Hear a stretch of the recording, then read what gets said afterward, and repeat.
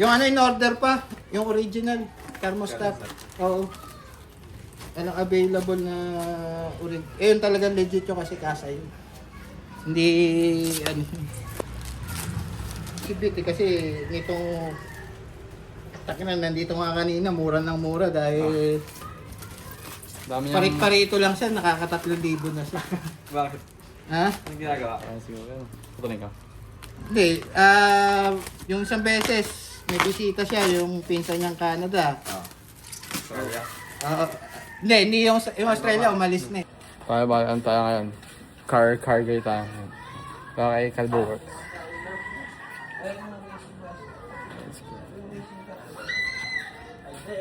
Pata sa inyo yung ginagawa ating EG. Project EG. Ang ating anchor. Ano na, napakainit. Nakita niya na yan. Ay, nakita mo na ba yan? Nandun sa akin. Tingnan. Luto. Project EG. Yan. Ano sa mo to, Carl, sa EG mo? Sakit. Sakit sa bulsa. Dito yan, no? Hindi pala may slip.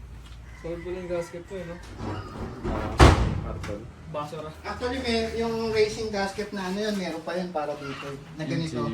Yung style din. Oo, na mas makapal pa ng konti dito, para dito. Sa intake. Ayan ba ito sa... Oh, yan, mismo intake. Ito throttle. Okay. Ito intake.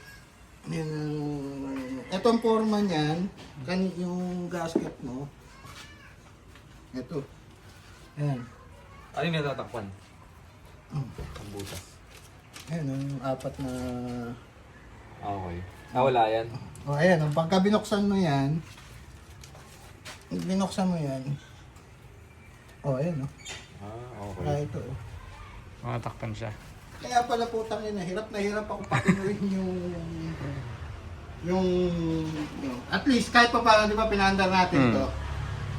Maganda-ganda na yung... Mas gaganda pa yan kasi makakain yung maayos. Claro, oo. Ngayon yung ano pala, kaya pala circulate yung tubig. Eto, pagka bumuka, umano na, lagi nakabukas. Thermostat. Puti nga ka mo, hindi pa siya kinasan. Saka ito. Yan ang... Yung mga silicone din naman nakasira. Naman. Hindi naman, mukhang bago lang eh. Ako hindi ako naglalagay niyan, grasa lang nilalagay ko dyan. Hindi ako naglalagay.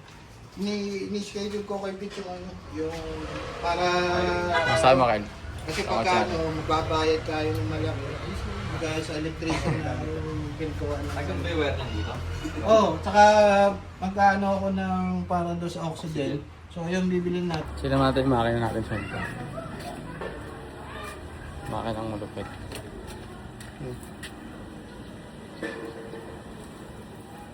Ayan natin, bro.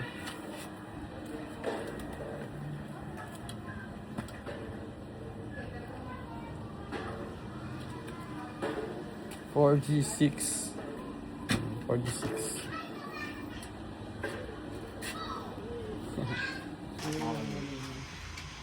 Kaya ang uso ngayon, ginagawa ng 4-wheel. Kaya pa po ito kung na-setup na yun. Nakaparol ka? Wala pa, may ibo. Hindi, pwede naman gawin mo. Hindi nabibili naman transmission mo.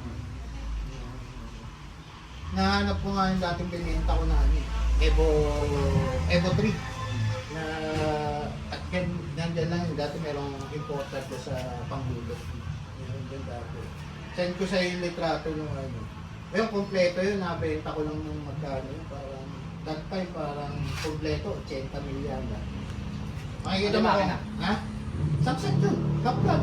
Ah, Tapos tabas-tabas. Oo, pati propeller, piping, lahat. Tapos ang setup niya, nung tinignan ko yung box, ano nga yun, bago kunin yun, dinugas ko yung ano yung shift knob saka turbo tank.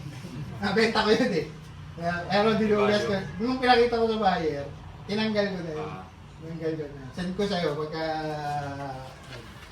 Ang setup nun, straight HPS. Pati yung computer box niya. Yes, din. Nung binuksan niya. Tigil, no? Output. Dati yun, matang na, nung taon. Ngayon nga, ano lang eh, hood lang tsaka bumper eh, tigil. Oo. Nung binuksan namin yung box, puto burado lahat ng numero. May nakalagay niyan, HPS. Burado lahat. Ano niya, straight yun, ultimo turbo niya. HKS din. Tapos, nung Nung pinsa ko napunta ng Japan, Evo 6 naman yung ang bangga, Balakang. Full race car. Yung ano, yan sa Cavite.